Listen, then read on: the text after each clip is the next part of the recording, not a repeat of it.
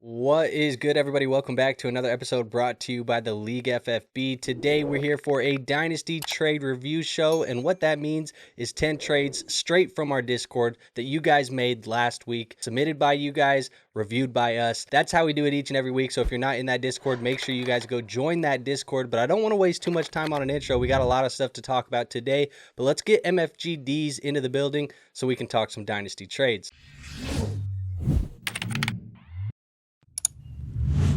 War, how we doing today? We good, man. We good, man. We ready to do this thing that we do called Dynasty Trade Reviews. Let's get it going. Let's get it, man. I'm just going to go right into it. The first trade we have here in today's episode is a 10-team, 2-quarterback, full PPR, and tight end premium. Now, this is a trade from S.A. Cheesehead, and oof, I don't know. Now, Cheesehead is getting Josh Jacobs in a 26 second. He trades away Bucky Irving. The context that I got from Cheesehead was he is not high on Bucky Irving. So he is trading Bucky away in a tiered down type of move where he gets that 26 second. Do you think Josh Jacobs in a second is enough for Bucky Irving right now? I mean, look, man. Bucky, young running back. I ain't gonna crap on Bucky, man. I'm gonna let the community breathe a little bit this week. I'm gonna let them breathe a little bit this week. They hated my top 5 list, and it's like my top 5 list. Also, by the way, we're talking about top 5 running backs under 25, so like it's really hard to get away from consensus ADP, especially when like 60% of the list is Genty, Bijan, and Gibbs. And people were just livid that Bucky Irving wasn't in my top 5. But hey, I like Achane and I like Amon-Ra Hampton. Yeah, man. Look, people got their preferences, man. You can't knock them. People love Bucky. Some people don't have faith in Bucky. But in regards to this trade, I think you're going to get similar production from Jacobs and Bucky Irving. I mean, that shouldn't piss people off too bad. I think you're going to get similar production from those two, and you get a second round pick coming in. So I will say that in terms of production, I do think that this is a good trade. In terms of value, however, based on the value that people see Bucky Irving having, I think you probably could have got more than this. I think you could have got more than this if you would have waited or shopped a little bit harder, because I wouldn't be surprised if there's people out there giving up Josh Jacobs in the first for Bucky. Like, I think that's how high people are on Bucky right now. So, I mean, this trade is fine as far as production. I mean, I don't think you're going to be hurt from tearing down and getting Jacobs and getting a second round pick, but I do think people around the Dynasty community are paying up a lot more to get Bucky Irving. Yeah, I agree with most of that. I mean, really right now in those best ball drafts, like the single season formats, like Bucky Irving and Josh Jacobs, they're both of that 2-3 turn. So, the production that we're expecting from both of these guys is probably pretty similar here in 2025. I think the Dynasty value is where,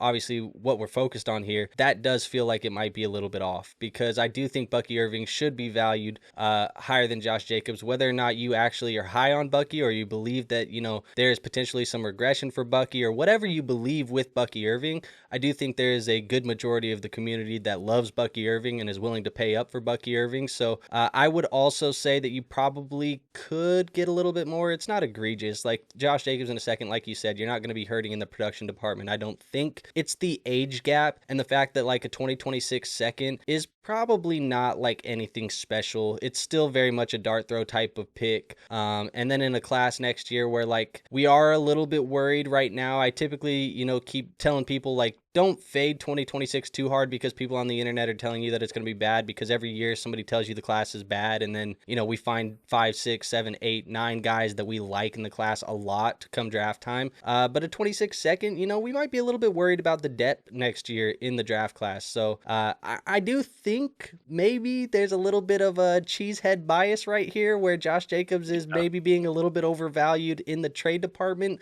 because he is a running back that has a lot of carries on the body, and he's a little bit older at that kind of close to that running back age cliff. Like he's flirting with it each and every year, I think, from here on out. So give me Bucky Irving here in a value standpoint, but like you said, and I agree with, I don't think Josh Jacobs this year is necessarily going to, be that much less productive where you're like, man, I really wish I didn't do that. So it's going to come down to that second round pick. Do you hit on it or do you not? And that's kind of a hard, gamble to make right now. Yeah, absolutely. And that's why it's super important that, if there was the opportunity out there to get more than Josh Jacobs in the second, you definitely have to go for that. I do think there there probably is a little cheesehead bias going on there. But sometimes, man, trust me, if it's anybody who could tell you, sometimes you got to ignore that bias. Just got to.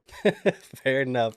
Let's move on to the next trade here. The next trade that I got is a 12-team Superflex, full PPR, and no tight end premium. We're trading Brian Thomas Jr. and the 104 for Jahmyr Gibbs and the 311. So I got to ask you, War, really young running back that we like, really young wide receiver that we like, but there's a big difference in the draft picks. Yeah. What I have to say about this is that the losing side, believe it or not, is Jahmyr Gibbs. We're all high on Jahmyr Gibbs. We all know that Jahmyr Gibbs is a dog. We know it. But at the end of the day, the possible longevity of a Brian Thomas Jr. is there. He's already finished like a top 6 receiver last season. So he's there. And Gibbs, I would argue he's probably, to me, he's probably the best fantasy running back asset. I like him even more than Bijan. And that's just where I'm at on Jahmyr Gibbs. But you're giving Brian Thomas Jr., who is, I could say, is just as much of a valued young asset as Jahmyr Gibbs, and a top 4 or 5 picks in this year's draft. So I don't know who that turned into. I don't know if they gave that context. I think they still need to do it. Oh, okay. That's late in the game, guys.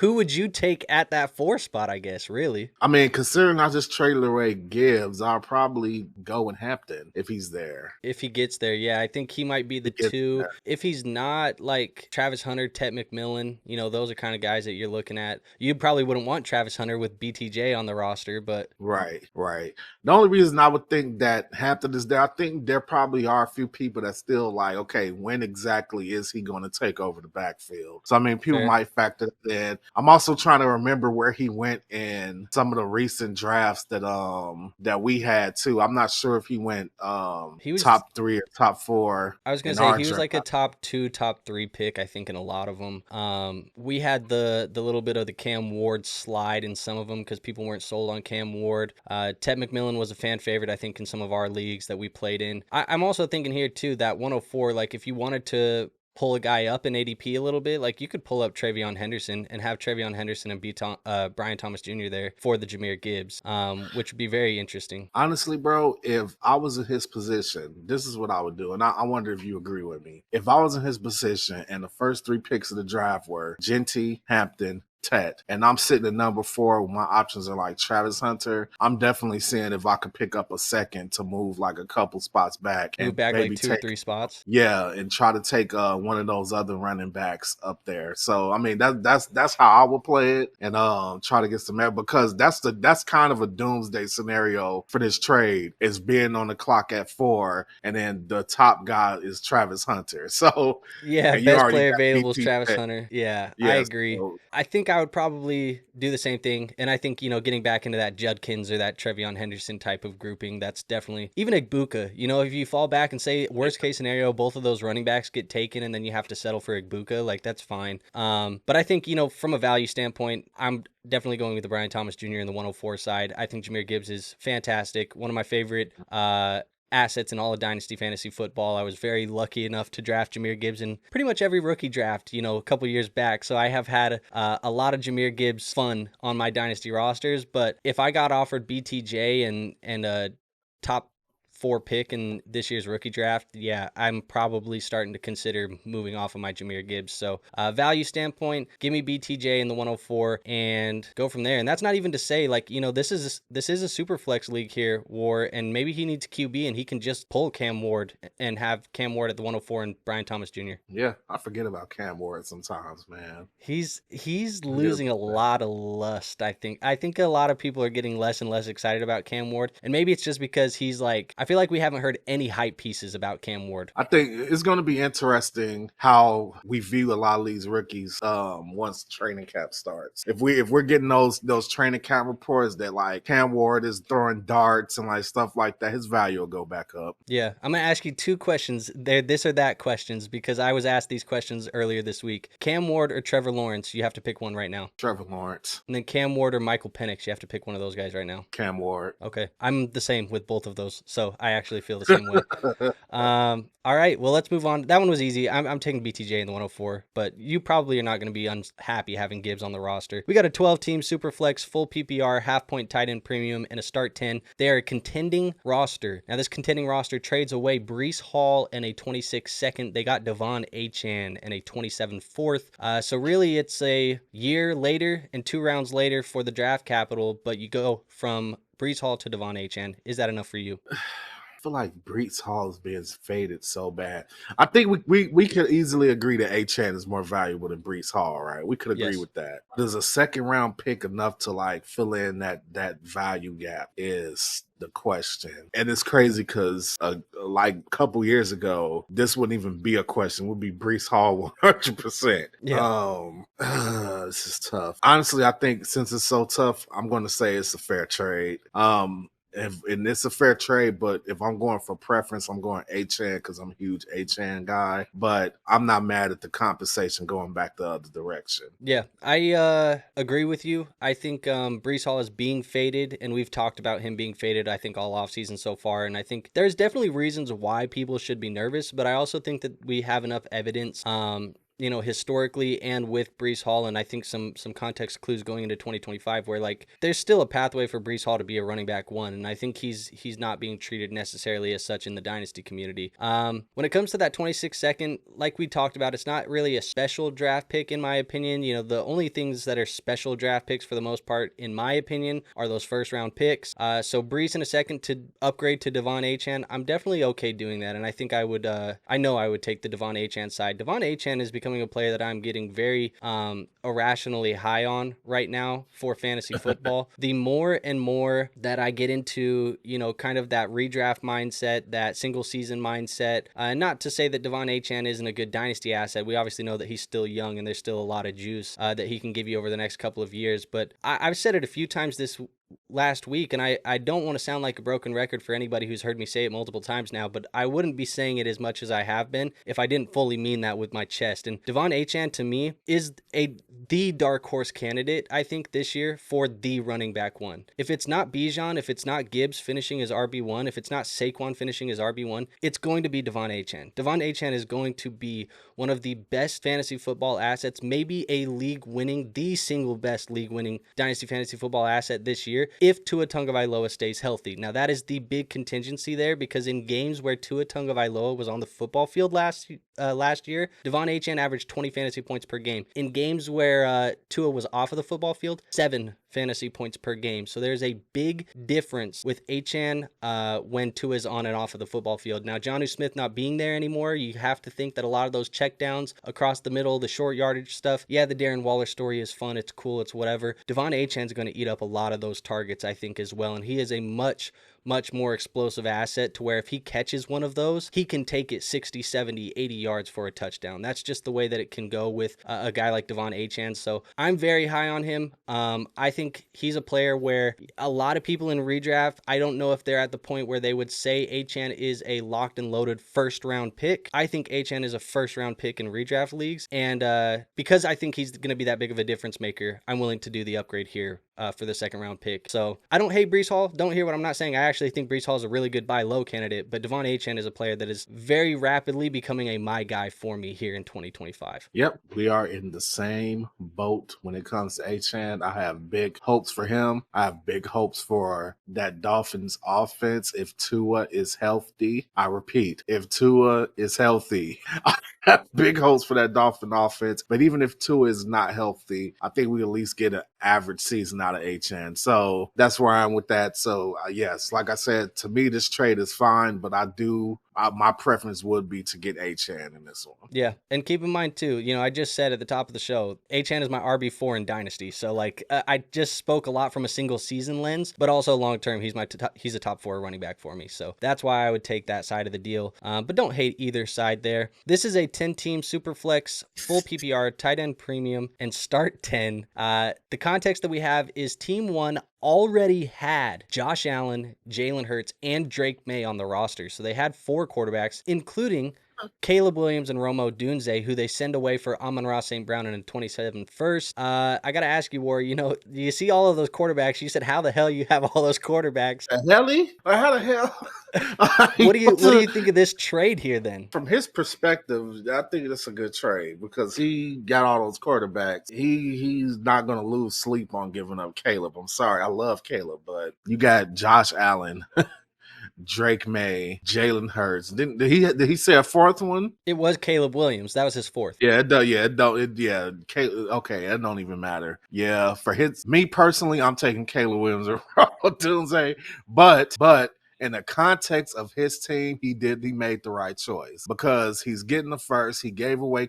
He's getting the first in 2027. So I gotta throw that little caveat out there. He's getting the first in 2027. He's upgrading from Rome to Amon-Ra St. Brown. So I think for him, that trade is great. From the standpoint, removing context completely from this trade, I want Caleb and Rome Odunze, but with the context, 100%. He made the right choice making this trade. Yeah, I mean, I look at this like you have Josh Allen and Jalen Hurts on your dynasty team. It's a 10-team league where the quarterback is just slightly less valuable. You're never benching Josh Allen and Jalen Hurts. You are never benching them. So even Drake May, who is one of a top 10 dynasty quarterback right now in most people's rankings, is going to sit on your bench 16 weeks out of the year, 15 weeks out of the year because you're only going to play him on the 2 bye weeks that Jalen Hurts and Josh Allen are on. So I would even suggest, if you're a contending roster, tear down Drake May. You don't need that valuable of an asset for your QB3. I would even tear that down. But as far as this trade goes, I'm with you. I do actually think that the package of Caleb Williams and Rome Odunze is the value side of the deal because when I'm looking at these assets together, Caleb and Amon-Ra, they're probably very similar. In dynasty startups, they're probably going right around the exact same range as each other. So,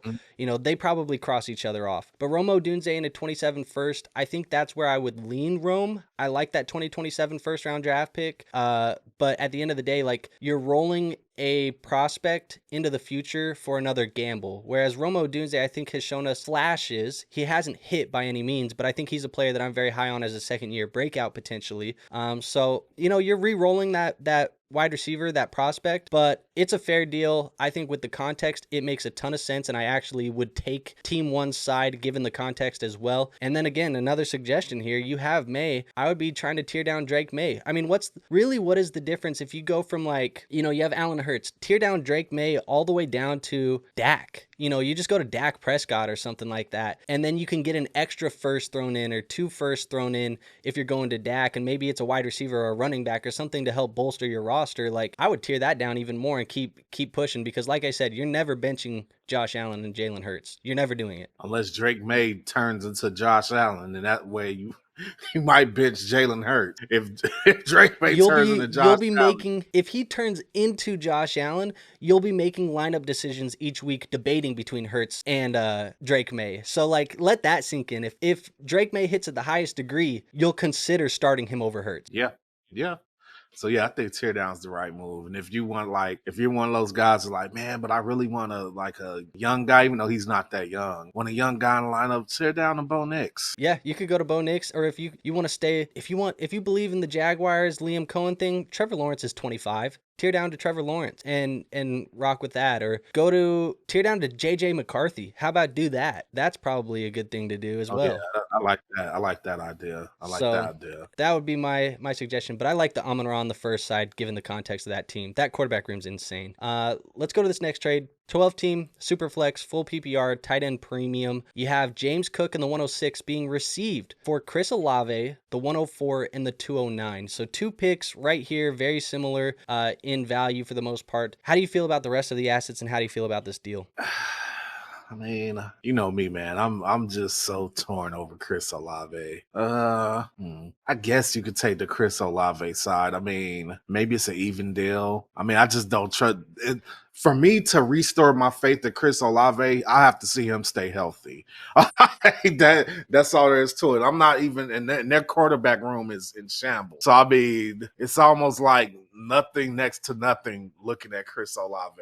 But I do like that you get to move up a couple spots. Move up to that 104. There's a lot of, but then again, dude, this is a confounding trade because I'm trying to get into the headspace of what these guys could potentially pick in their draft slots because this is a 25 draft still. So well, 106, like I feel like we said, the 4 is kind of the same. It's Travis Hunter, Tet, Hampton if he falls. It's not Genty, but it's one of those 3. And then the 106 is kind of that Trevion Henderson, Egbuka, Judkins tier. Cam Ward, maybe. So here's my logic with it. Maybe and I'm trying to get in the headspace of the person making the trade. Maybe he feels like he can trade away James Cook because he's targeting somebody at 104 that's a running back that he think will be better than James Cook. But then the problem I run into that with is if that's the case, the player you can get at 106 also has potential to be a good running back. So you could replace James Cook with that 104, but if that's the case, why not just keep James Cook at 106 and take like Egbuka or something? Like, I don't know. Judkins or Henderson or whatever. I think I agree with you there. I don't know if there's a massive difference between the 106 and the 104 in value. And that 209 in this year's class has gotten less and less enticing as the months have gone on. Like, I think at 209 right now, who are we looking at? Like, even maybe Bashal. Yeah, like Bashal Tootin maybe is like what we're looking at there. Like, if he's the gem that you're looking for, like, we've gotten a lot of negative news about Bashal Tootin this offseason so far. So, like, yes. I don't know, man. I think for me, if I'm looking at the 2 players, Olave and James Cook, I like Olave as a wide receiver too. I think he's potentially a buy low with risk, but I think James Cook is an RB1 type of guy. Like, when he's on the football field, I think he's an RB1. So I'm going to prefer James Cook there. And I don't think the 2-spot move back plus getting rid of a late second is really enough to sway the deal. So I'm going James Cook in the 106. But I think this is a fair deal depending on how you want to cut it. And I think it's going to depend on how those rosters look. I wish we had some context for the roster construction of the guy who's trading for James Cook. But I think in the bubble, I do prefer the Cook in the 106 side. Yeah, usually if I'm flustered and trying to figure out what the hell's going on, it's probably a fair deal. It's probably leaning more towards fair. I totally don't blame you for going to James Cook's side. Once I start to talk myself through it and realize that you could probably get a similar value player at 106 that you got at 104, I'm kind of leaning towards Cook more too. But initially that Olave, the first and the second, but talking through it, yeah, you probably have a better chance of having more production. James Cook can just stay in place. I'm just going to look at my most recent 12-team rookie draft. The 209 in that league was Jack Besh, Jalen Milroe. So, like, that's the type of player, Jack Besh, Pat Bryant, Jalen Milroe. Like, those are the guys that kind of went around that range. So, that was still, I think, a month and a half ago. Like, we do the rookie drafts immediately after the NFL draft. So, those ADPs could have changed since then. But like I said, not really a difference maker, I don't think, there. And the 104 and the 106 in that league, 104 was Tet McMillan, 106 was Trevion Henderson. How big of a difference is it between those guys? I don't think it's that huge. It's not massive. Yeah, like I think it's you could argue they're in the same tier for the most part of prospect. So just give me the James Cook side here. Whether it's playing drafts or sweating pick'ems, there's no off season on Underdog, which means there's still plenty of ways to cash in big this summer. No matter the sport you're watching, Underdog has you covered, and all you have to do is pick higher or lower on your favorite athletes from whatever sport. Put them into a pick'em entry, watch the winning multiplier increase, click play, and win real cash. So what are you waiting for?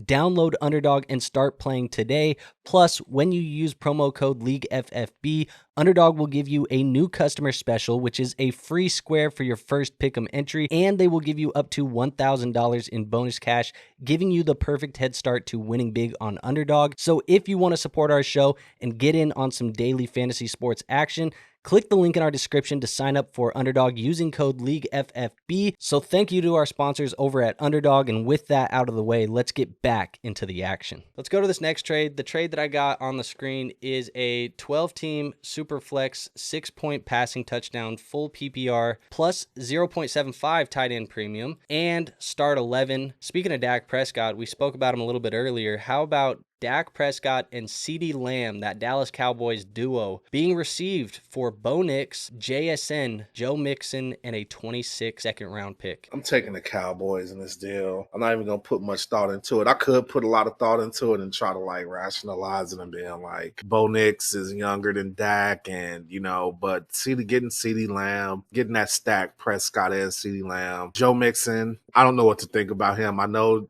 he's your boy, but I don't know what to think about Joe Mixon now. You got Nick Chubb back there with him. I don't know where to go with that. That second, I'm just not even considering it right now. JSN for Lamb, that's still a huge gap. Even if you fill that gap with Joe Mixon, then it's still like not enough. And there's still some value left over when you're looking at the Dak Prescott and Bo Nix. So I'm leaning the Cowboys side on this. Yeah, I mean, I'm with you. And similar kind of thought process, because I'm like, if I had CeeDee Lamb and you offered me JSN, Joe Mixon in a second, I'm probably declining. And I'm just going to keep CeeDee Lamb, even if you offered me those three pieces together. So even the way that I cut it out, that would have left Bo and Dak Prescott. And I said I would have declined. So you got to put a little bit of that Bo value towards the Dak Prescott thing. So yeah, I'm with you. You know, it's a start 11, so depth definitely is important, because starting 11 players in a 12 team, that's just deep rosters, deep starting lineups. You know, you want to have options, but also in those types of formats, those studs, you know, the hammers, it hits a little bit harder. So guys like CeeDee Lamb, it's just, that's the way that you want to have it on the roster. So I think JSN's a guy that maybe sees a little bit of regression from what he had last year. That's just my personal opinion. I don't necessarily think that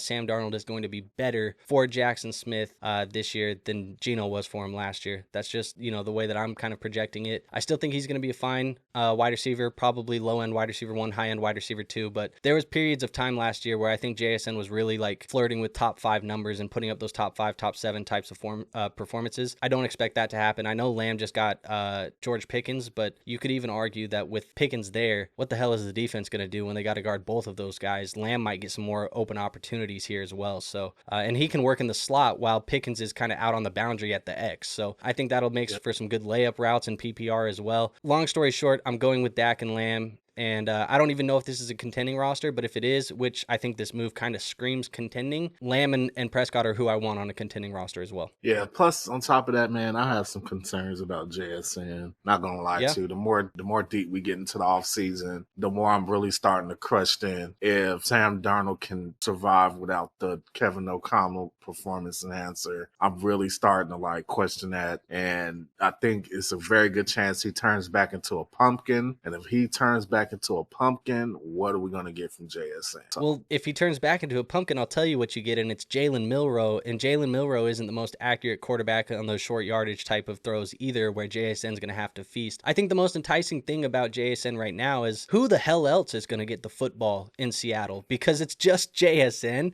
Like, even if that offense is bad and they're not really, you know, getting into the red zone and scoring touchdowns and things like that, like, at least JSN's going to get peppered with targets, because who else are you going to throw the football to? So that's kind of my thought process with him, is you're kind of going with the volume play. Funny enough, you know, both of these guys being Ohio State guys, but think very similarly of like what Garrett Wilson has been the last couple of years. Really talented wide receiver on a bad football team with bad quarterback play, and just sees a ton of volume, so he stays relevant. But I think a lot of us have kind of felt like Garrett Wilson has always left a little bit more. Like, man, it's like if he could just get the better play from the quarterback position, he could elevate into that top 5 type of situation. I think that's what we're going to have from JSN this year. So that's just my opinion. I think it's going to be a little bit of the Garrett Wilson effect, where it's like he's a really talented guy, but the situation kind of sucks. So, you know, we're not getting the best out of him. Yeah, I can see that happening 100%. And we didn't even talk about Bo Nix, but I think Bo Nix is proven as dual threat type of guy. Like, we don't even got to talk about Bo Nix anymore.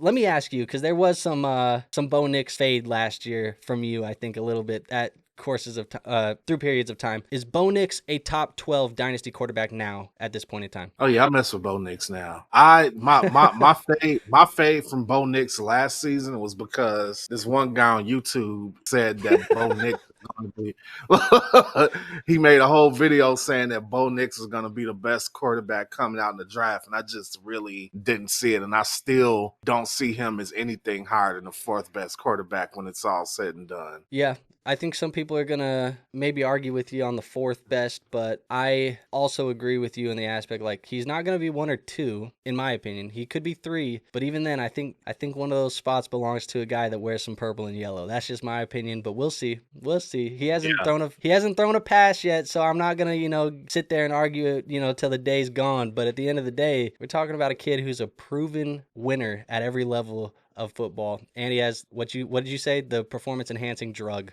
of Kevin O'Connell. That's what he has. So yeah, I don't mind it.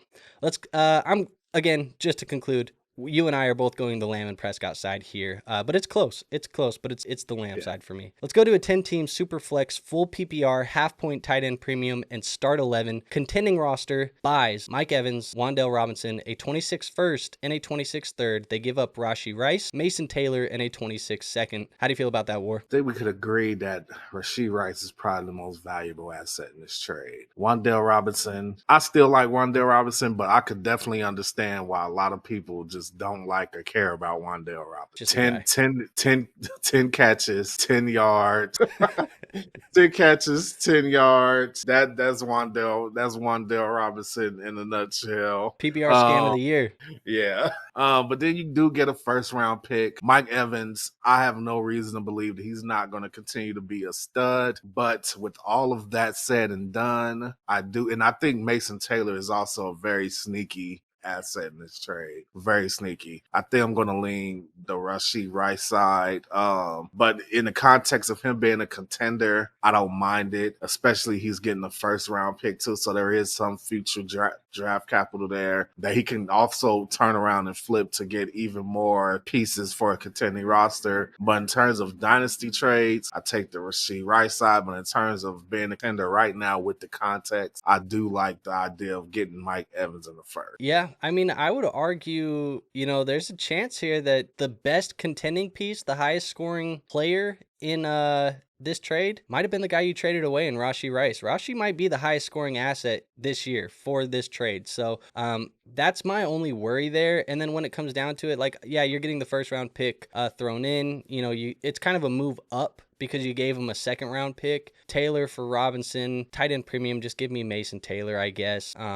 But it's probably close to fair. I just feel like the best player in the deal is Rashee Rice, and I think I kind of want to lean that side. But it's definitely a fair trade. I don't think any side is like losing this deal. But if I had to make a preference side of the deal, I'm going with Rashee Rice because, like I said, I think he probably outscores Mike Evans this year, and he's the younger dynasty asset as well. So, is that worth the move up one round to lose out on? What is the difference there? It's probably like 6-7 years of age, from Rice to Evans. Mm-hmm. So I don't know. Is that worth it? Do you want to have Mahomes number 1 wide receiver for the next 5 years? I probably do. Okay, look, Andrew, we got to have this conversation right now. Because we both on this show, we both think that Rashee Rice the number 1 receiver. We both think that he's going to have a nice bounce back season. But do you think there should be any concern with the fact that Patrick is going to have to feed Rashee Rice, Xavier Worthy, Hollywood Brown, maybe Jalen Royals? Does that concern you at all that there's so many mouths to feed in that Kansas City offense? You didn't even say Kelsey, by the way.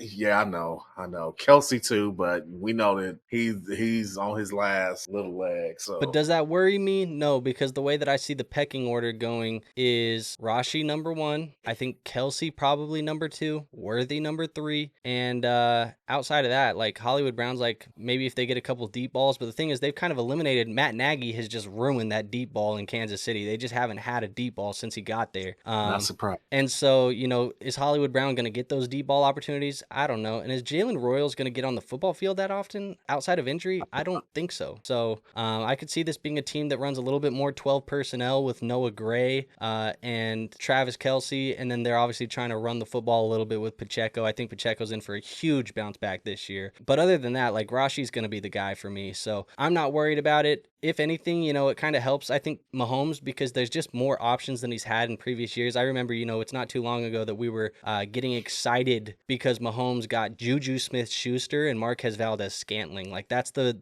time period where like people were like, oh, Mahomes is starting to get a little bit more guys that can help expand, this offense. Well, no, that was horrible, and we were getting excited about that. So there was definitely some rough times for Mahomes. These are much better times. But I think Rashee, we've seen a period of time, and I want to kind of push back on this narrative because the last one of the last episodes we did, I told you, War, that I wanted to play devil's advocate for Rashee because we've been so pro Rashee. I wanted to play devil's advocate, and people took me playing devil's advocate as I was shitting on Rashee Rice. Like I don't, maybe they don't understand what playing devil's advocate means, but I was just trying to give you guys, I was trying to give you guys the bearish case on Rashee as like maybe he does start slow because of the injury. Maybe this does happen, but the reality is like when Rashee is healthy, we have seen him become that short yardage over the middle of the field type of target for Mahomes, and that has been Kelsey. But you said it, Kelsey's kind of in his last dance at this point in time. Yeah. So Rashee, I think he's the guy, man. And yeah, just give me Rashee here and Mason Taylor in the second. And is it crazy to think that you could have gotten a contending piece not as good as Mike Evans, but maybe a little bit less than Mike Evans for just the second and Taylor alone and kept Rashee? Yeah. I mean, I would have just kept Rashee, man. Well, the more I think about it, because the crazy thing is, dude, that the little bit of Rashee that we've seen, right? We don't even know if that's like all he has to offer yet. There's still a whole nother level to this. And we both said in previous videos that we think Patrick, we're not going to see this dink and dunk Patrick Mahomes for the foreseeable. Like, we're not going to see that the rest of his career. Maybe once they get Nagy out of there. Yeah, I mean, I don't know. We'll see what happens with Nagy. The problem is if they keep winning and going to Super Bowls, like, why would they fire Nagy? At the end of the day, you know what I mean? Like, even worse, Andy Reid retires and Nagy takes over. Oh, that would be horrible, but I doubt that would happen. But that would be actually horrible. But even like last year, dude, like Rashee, wide receiver 3, wide receiver 14. You go back to the year before because he did kind of break out at the back half of his rookie year in 2023. Those last games, wide receiver 7, wide receiver 14, wide receiver 12, wide receiver 3. Like, dude, he's performing as a top 12 to 15 wide receiver damn near every week. And he was getting 10 to 12 targets every single week. So Evans, to me, at this point in time, yes, he's the lock for the 1,000 yards, but it feels like the 1,000 yards is getting a little bit harder and harder to achieve every single year. It's like before he was getting that 1,000 yards in week 14. Now it's like 16, 17. He's starting to get that 1,000 yards. And the problem, too, is it feels like when Mike Evans is in my lineup, unless he's scoring a touchdown for me this week, he's a wide receiver 2 or a wide receiver 3. But when he gets into the end zone, he spikes and gives me that top 5 performance. That's just what Mike Evans is. I feel like Rashee Rice in a full PPR format can give you that wide receiver 1 week without even touching the end zone. Yeah, I agree. And then just another note too on Mike Evans, you also have to factor in the possibility that Ibuka just ends up being electric and then just taking away a lot of those opportunities. So that's also added. Like, because that's the thing too, dude. Like, we talk a lot about players that get added to wide receiver room. It actually works both ways. You could get a player that adds to the wide receiver room where he takes the defense away from the number 1 option, and that guy has a bigger impact. But there also could be the other possibility where the new guy is so electric that he just starts to take opportunities away from old reliable. So even if it's just like 1 or 2 targets a game where Baker's looking at Ibuka instead of Mike Evans, like that can affect you over the course of a fantasy season. Yeah. So I think that too, obviously like Jalen McMillan, continuing to develop in year 2, like that's something to think about. Do they run a little bit more with Bucky Irving in year 2? Is there potentially some Baker Mayfield touchdown regression because he was super efficient last year and Liam Cohen is now out of the building? Like there's a lot of things in Tampa Bay where, yes, I still believe this is going to be a very good team, and we're going to get into our divisional breakdowns here in the next couple of weeks as we get into that part of the season. I think closer to August, but I'm still probably picking the Buccaneers to win the division. I'm just saying I think Rashee Rice, for a dynasty and a redraft lens and a contending lens and a whatever lens you want to look at it, I think there's an argument that Rice is the best player in all of those lenses. Yeah, I think it's a very good argument. So I'm going to go on to the next one.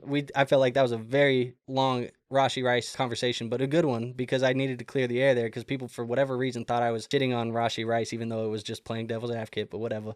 12 team, super flex, full PPR, no tight end premium, and start 10. You got Chris Godwin, Josh Downs, and JJ McCarthy. Being traded for, what they sent away was Jordan Love, the 209, the 409, and the 502.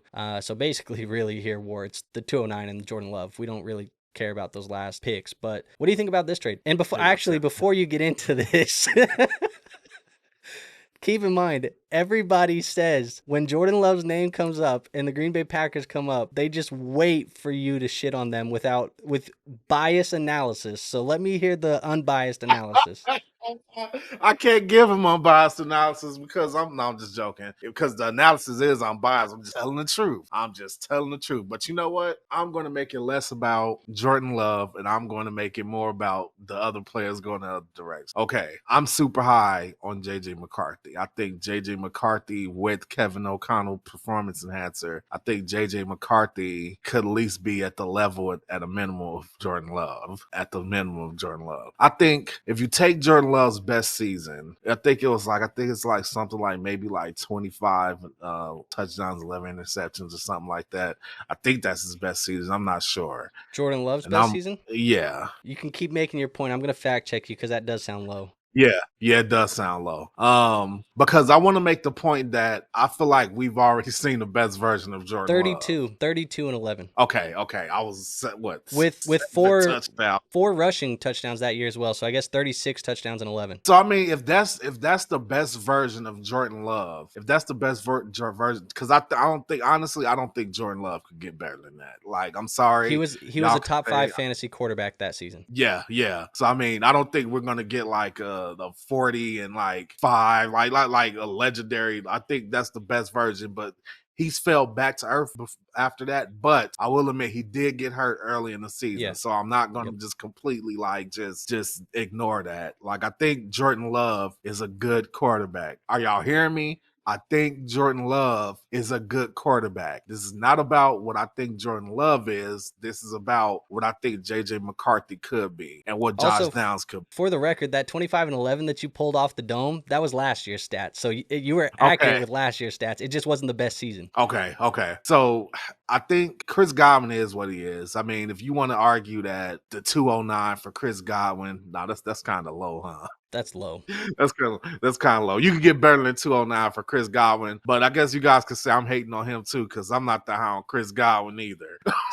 29 coming off an injury. There's an argument to fade. Yeah, but I'm very high on Josh Downs and I'm very high on JJ McCarthy. I think Josh Downs, in my opinion, is the real number 1 wide receiver on the Indianapolis Colts, and you guys say that's controversial too. Yes, I think he's better than Michael Pittman. I agree. And I think he's going to show that this season if Daniel Jones the quarterback. If Anthony Richardson's the quarterback, no shot of Anthony Richardson is the quarterback. You will see great value Timu Josh Downs again, and you'll just get that version of him. I'm just super high on JJ McCarthy. I'm too high on JJ McCarthy. But I'm not gonna poo-poo this deal, man. Honestly, if you're getting Jordan Love and this deal is good. I do like the idea of getting Josh Downs and JJ McCarthy though. But I probably would lean to Jordan Love's side. So there you go. And I'm not doing it because you guys pressure me into it too. I'm doing it because I'm risk adverse. I think it's safer to just go with Jordan Love. He's a safe guy. Because I think you're going to get somewhere between that season he had last season and the one he had the year before that. We don't know what JJ McCarthy is. I think JJ McCarthy has more potential than Jordan Love, and I think Josh Downs has the potential to be a high-end wide receiver too. So that's what I think. If you want to go at the potential, then you're going to take the Josh Downs, JJ McCarthy side. But if you want to play it safe and get a quarterback that you know can have some QB 1 weeks and some QB 2 weeks mixed in there, go to Jordan Love's side. All right, I'm glad you got that one out of the way because I'm smashing the JJ McCarthy, the Josh Downs, and the Chris Godwin side. Here's the reason. I'll let JJ you McCarthy, be the guy. Yeah, that's fine. And people are going to claim hometown bias. But the reality is when I'm looking at my quarterback rankings for Dynasty right now, Jordan Love right now is my QB 14. I have him in the same tier as Kyler Murray, Brock Purdy, and Baker Mayfield. That's that tier of quarterback that I have him in. JJ McCarthy is at the very top, the first player in my tier 5. So he's one tier below, but he's the top guy. So if anybody's going to move up, it's going to be him. He's in the tier with really Trevor Lawrence, Michael Penix, and Cam Ward. And I could argue that maybe JJ McCarthy needs to already move up and be in the back of the tier 4 already, because I think he's better than all of those guys that I just mentioned.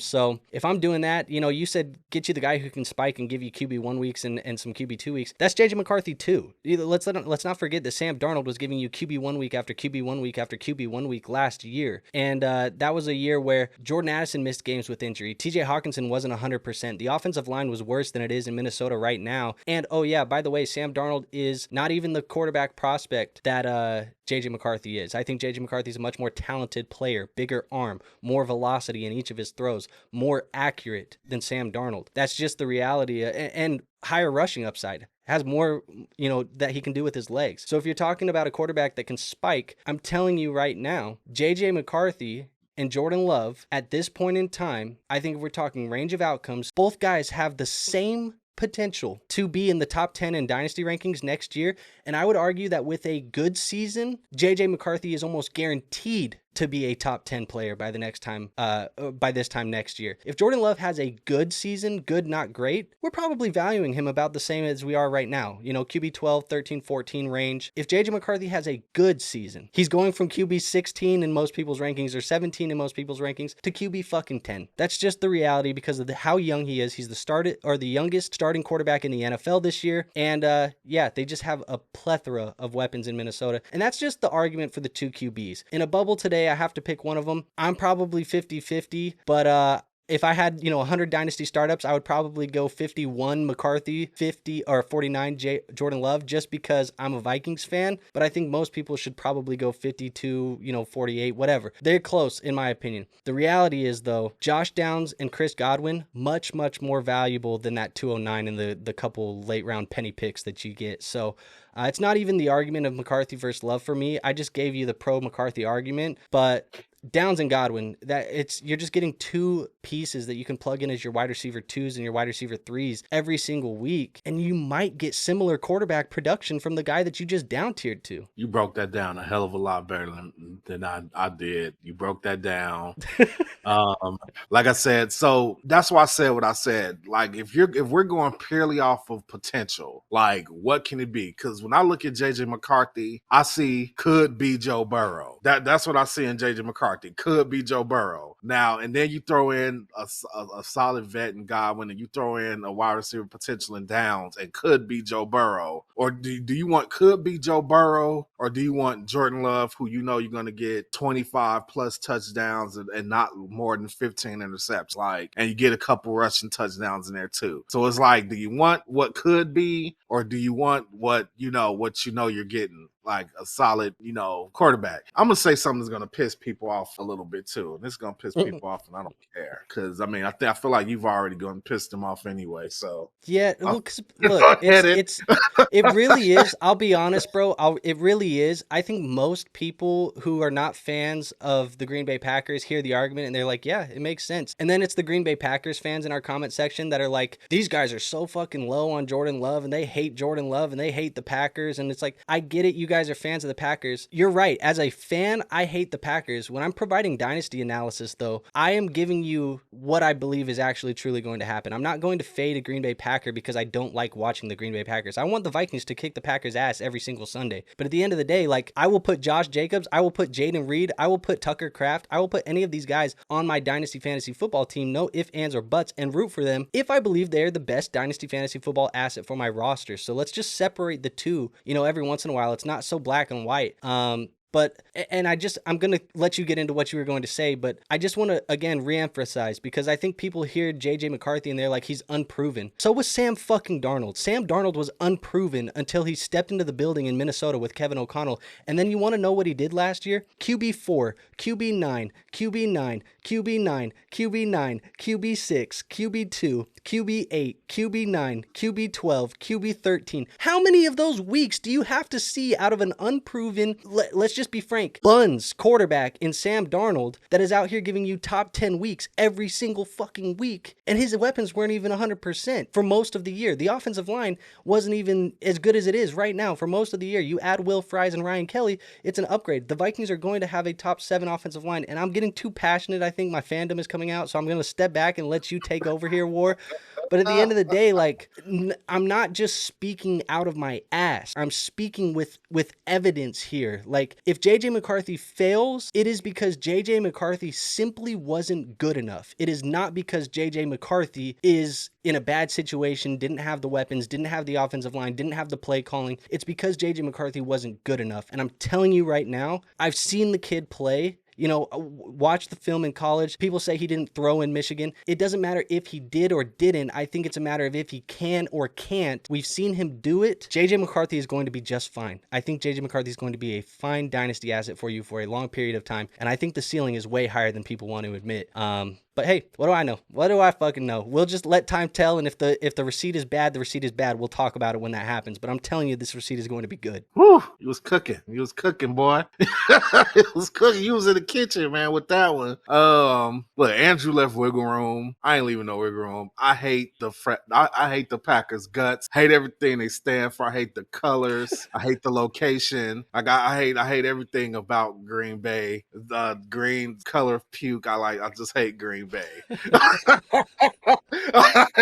Look, so like that's just like where I am with that. But I do respect some players from Green Bay. It just so happens that some of these players I didn't respect them before they got to Green Bay. Like, for example, Josh Jacobs. I was never a big Josh Jacobs guy. I do like one of their wide receivers. I do like one of them.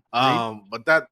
Yeah, that's about it. And Jordan Love, I think Jordan Love just is what he. I think he, and you know what? It's saying Jordan Love is what he is. It's not a bad thing. Like, I wish that the Bears had a quarterback that could put up 25 and 11. I mean, we had one that put up 20 and 6 and beat the Packers in the last time we went to Lambeau Field, but I digress. But still. So back to what I said is going to piss a lot of people off, because after I tried, look, guys, come give me a break here. That's the most complimentary I can be of Green Bay.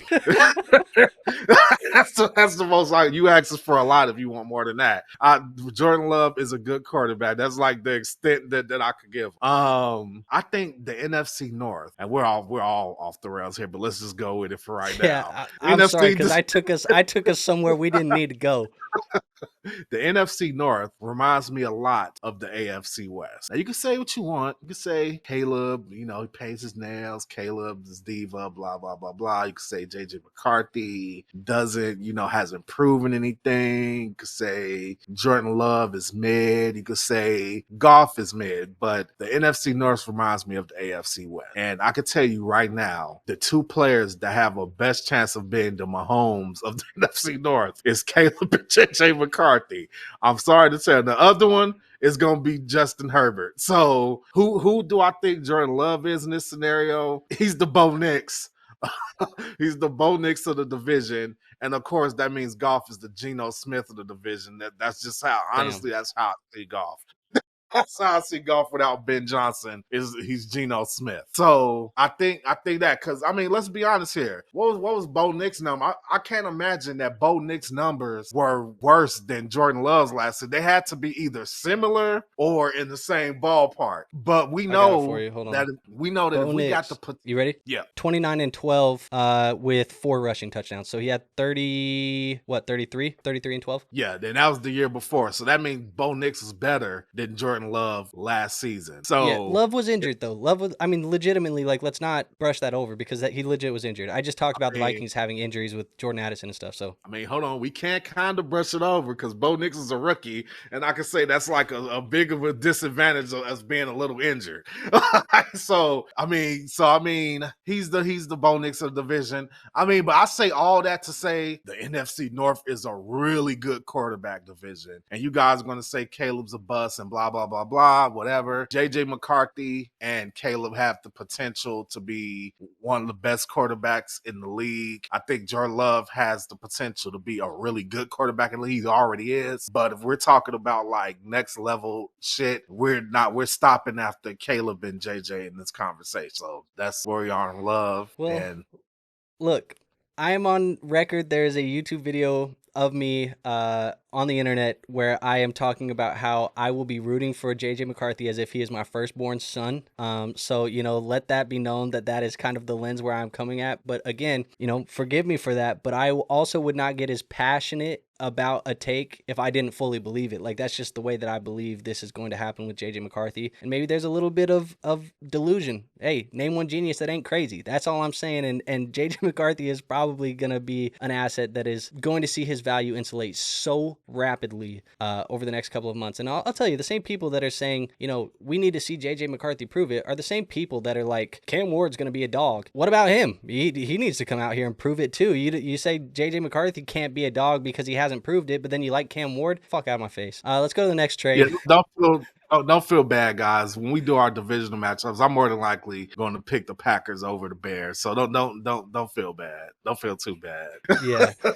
Look, this is all in fun. Packers fans, I appreciate you tapping into the channel and letting us talk trash about your team every once in a while. And I appreciate you guys being active in the comments. But also, like, I think if you look at, some of the dynasty assets that you have on your rosters, and you look at some of the dynasty assets that you have on the Bears and the Vikings rosters, like, even us who are not, we're fans of those teams, but go look at other analysts' rankings as well. I promise you a lot of these analysts out here are preferring the Bears and the Vikings dynasty assets over the Packers. It's not just us because we're fans of those teams. It's everybody for the most part, just being real. But let's go to a Green Bay Packer here. Just perfect segue right now to go to a 12-team super flex, full PPR, half-point tight end premium, and start 10. This is a contending roster. You get Josh Jacobs, Jalen Royals, a 27 first-round pick, and a 26 second-round pick, but you had to give up A.J. Brown, Aaron Jones, and Calvin Ridley. The running back really for the wide receiver in the first. How do you feel? I don't know about the contending team giving away Aaron Jones, Ridley, and A.J. Brown. I don't know about that. That's kind of wild. I mean, I love the 27 first, obviously. I don't think that 27 first equals A.J. Brown. And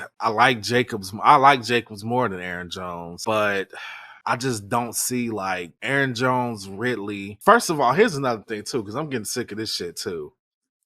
Calvin Ridley, no, for real, like people act like Calvin Ridley is like just a throw-in bum, like at this point. That's insane to me. Calvin Ridley did not have a shit season last season. Calvin Ridley was pretty damn solid. He was good enough to probably settle into your flex spot on a week-to-week basis. So I don't get why like people act like Calvin Ridley don't even exist. I mean, he did a decent job with mayonnaise eating freaking bum at quarterback. So I don't know. Ridley was the wide receiver 28 in PPR. He had 1,000 yards and 4 touchdowns. That 4 touchdowns is what killed him. I'm telling you that right now. Yeah, I'll say though, I was a Ridley manager. I had Ridley in one league. I never felt good about plugging him into my lineup. And I think the problem too was like, he had the 4 touchdowns, but didn't he get like a double touchdown game? So like 2 of them came in one game. Like half of his touchdowns came in one game last year. That's pretty damn bad. But I do know that a lot of that had to do with that bum they had playing at quarterback. The guy who didn't even last 2 seasons. Week 10 against the Chargers, he had 2 touchdowns. He was the wide receiver 3 on the week, but pretty much every other week in the season, he was like wide receiver 20 to 50. Some weeks he was like the wide receiver 100, which is insane to plug that into your lineup. He had to be having like weeks where he was getting a lot of touches, though. He had to have a week where he was getting I mean, that week 8 against Detroit, he had 15 targets. There was a stretch there, basically week 6 through week 10, where he was seeing like 8, 9, 10 targets a game. But then for the reality of,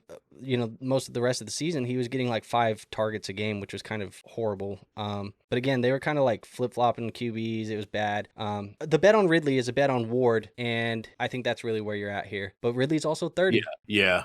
So, I mean, I just don't know about giving up those pieces as a contender. Like, did he add any context of what receivers he has? I don't think so. Maybe he did, but I couldn't fit everything on the screen. But I will say, just my opinion on this, looking at it, like, I would prefer A.J. Brown over Josh Jacobs in a contending lens.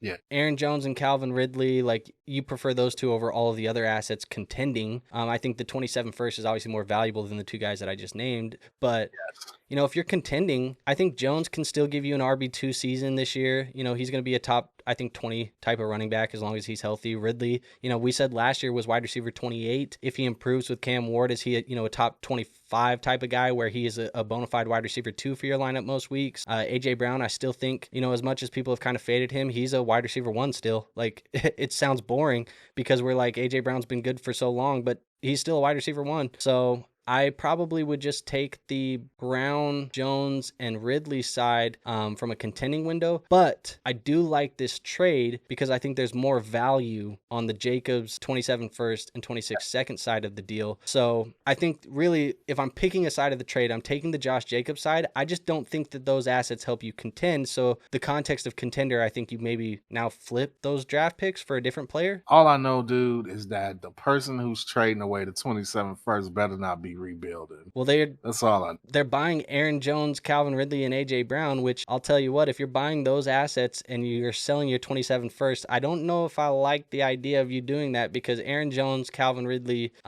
are both of those guys going to be even valuable for our lineups in 2 years when it's time to make those draft picks? I don't know. You could be rebuilding by that time. Yeah, I don't know, man. It's a weird trade because it feels like neither person is doing what they should be doing. That's why I'm leaning on the value, and the value of the deal is on the Jacobs and the 27 first side, so I'm going to take that side of the deal. But the context of you being a contender, I don't understand because I think AJ Brown is probably the best contending piece in the deal. I almost would have rather you, like, do you think you could have got this deal done if you take out the second and you keep Aaron Jones? Like, don't take Royals in the second and you keep Aaron Jones? Or, like, do you think you could have kept one of those contending pieces and got rid of the second and Royals? Probably. Because obviously when you're looking at this deal, they're probably thinking more of like 27 first for AJ Brown. So if you take Royals in the second and get rid of that and keep one of the other guys, it probably makes a little more sense. They had to have viewed AJ much higher because I almost feel like this is like, it's like Jacobs plus probably that second there for AJ, and then maybe the first for the two guys is what they felt like. I don't know. It's interesting. It's a weird trade, but value standpoint, give me Jacobs. I just think, if you're contending and that's the context that you want to rock with, maybe flip those pieces that are not really contending pieces because I don't think the second and the first are going to help you win this year, and go get a piece that's going to help you win this year. Yeah, man. I mean, yeah. But yeah, give me the Jacobs side. That was a really weird one.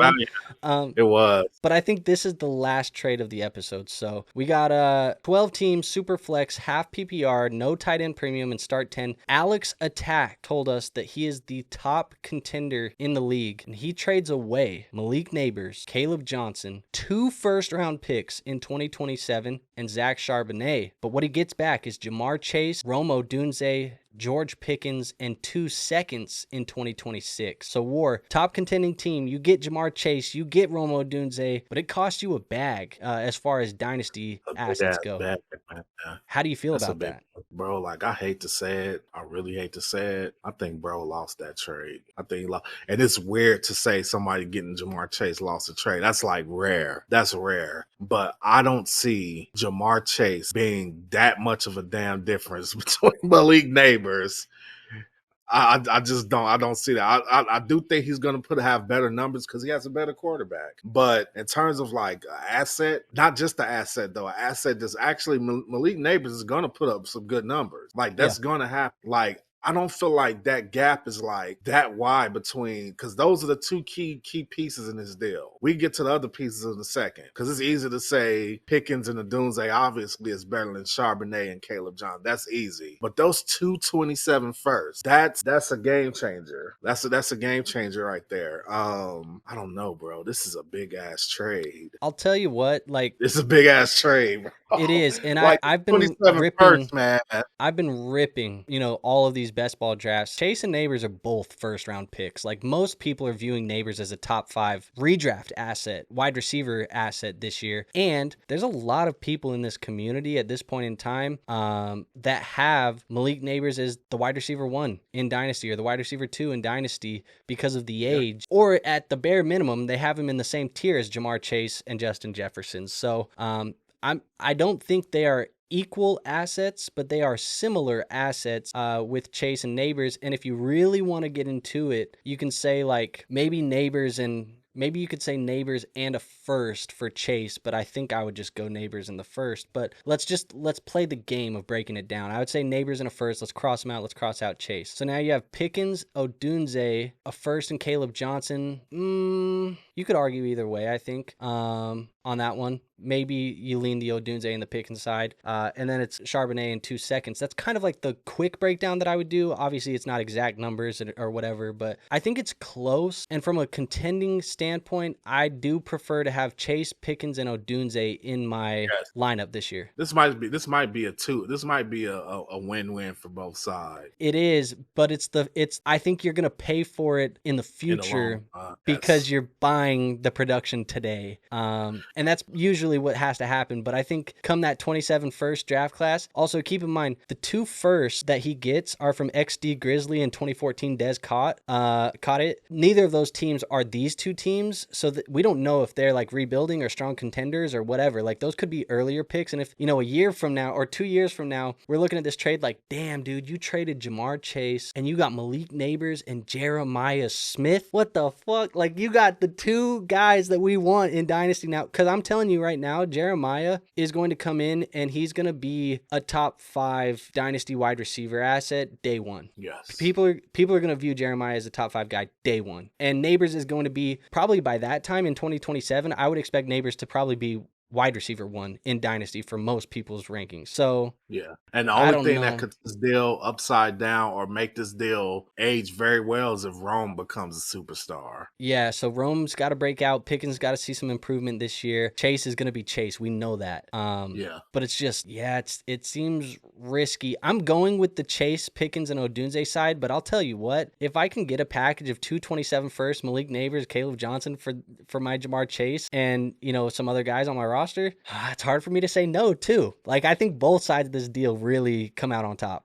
Honestly, and I think because I know you omitted him from what you just said, I honestly think Zach Charbonnet has decent future value as well. You think especially if Kenneth Walker gets traded or gets hurt like he always does, and Zach Charbonnet takes over that backfield. Like without Pete Carroll there's no like guarantee. Pete Carroll and how they ran it last year too. I don't think that whole we got to have these 2 guys here. I don't think that hold for Kenneth Walker is going to last forever. So we'll see how many. Last month when the Seahawks went to minicamp, Kenneth Walker was not playing wasn't practicing because he had an ankle injury. So like we're already, first time these guys are showing up into the building this season, and Kenneth Walker is sitting on the sideline because he has an injury. Yeah, see? So I mean, we already seen what Charbonnet could do when he has complete control of the backfield. Yeah, I mean at worst, he's a locked and loaded running back 2 for your Dynasty roster when he has the backfield. Yeah. So and I like him more than Caleb Johnson, to be honest. I like Caleb Johnson more just because I can project a much clearer path to those touches. Yes. But I think talent, like if I think back to how I viewed Zach Charbonnet as a prospect when he was coming out and how I viewed Caleb Johnson, I think I liked Charbonnet more as a prospect than I did Caleb Johnson. So I just remember being so hurt and it was so gut-wrenching to see Charbonnet get picked where he got picked because it was like, dude, what the hell? But yeah, I've always been a little bit of a Charbonnet believer. It's just tough, when it's inconsistency of getting onto the football field, not inconsistency of you when you are on the football field. It's just hard to get you onto the field. That's the struggle that we've been hearing right now with Jayden Reed. Jayden Reed is so fucking good when he gets onto the football field, but they are playing this stupid little game of him playing like 50% of the snaps sometimes. They want to run out Romeo Dobbs and shit like that. Like, it's so stupid. Just put the guy on the football field because when he's on the football field, he's really, really good for you. Like, I don't know, whatever. But yeah, I'm going to go with the Chase side here, even though I love that first round pick side with Nabers. Yeah, man. Nabers in 227 first. That's going to feel so good when it gets close to that time. Yeah, it's hard to even like look at it and say I don't want it. I want both sides of the deal. How about that? Yeah, let's give us fair all trade. The players. All right, that was the last one. We went long, probably because I ranted about JJ McCarthy for about 10 minutes. But it is what it is. We got into some NFC North beef with the people. Look, at the end of the day, like I said, we love you guys. Appreciate you guys checking out the channel and hanging out and talking with us. It is fun. And it's never out of like spite. It is just talking shit in the division. You guys know how it is. But also, like I said, we're saying the shit with our chest. Like, we wouldn't say it if we don't believe it. So it is what it is. Hit the like button, hit the subscribe button, go join the Discord. If you're not in the Discord, you're never going to get your trades reviewed, because that's where we pull them from. So if you want your trades reviewed on the next episode, go submit those into the Discord. It is free to join. And War, where can they get some extra content from you, or where can they come yell in your comment section if they want to yell at you in your comment section? Don't do that. Do not. Please come to Crimson Mask Pro Wrestling and subscribe, like our videos, but please do not come on the comment section and random videos talking about, I hate the Packers, Bears suck. I mean, come on. We got guys, we all know you guys hate us. We hate you, Bears, Packers. Come on, it's fun. It's a rivalry. It's a one-sided rivalry in favor of y'all, but we coming, goddammit. But, come check us out on Crimson Mask Pro Wrestling. Hey, look, all I'll say, to you, War, any comments down below are good comments, because they help you out in the algorithm. So if you piss some people off and they want to talk bad about the Packers in your wrestling videos, it's going to help it. So that is what it is. I would just say that. But we do definitely prefer the good comments, the positive comments, the comments that are good conversations, like actual, like thought-provoking conversations, rather than "you're an idiot, your rankings suck, we hate you, blah, blah, blah, blah, blah." It's better than that. But hey, sometimes, people are having a bad day. They got to get that shit off their chest. It is what it is. If you need to get it off your chest into my comment section, feel free. I'll be your therapist today. But that is it. Nothing else for you guys today. We will see you on the next episode. But until then, peace out.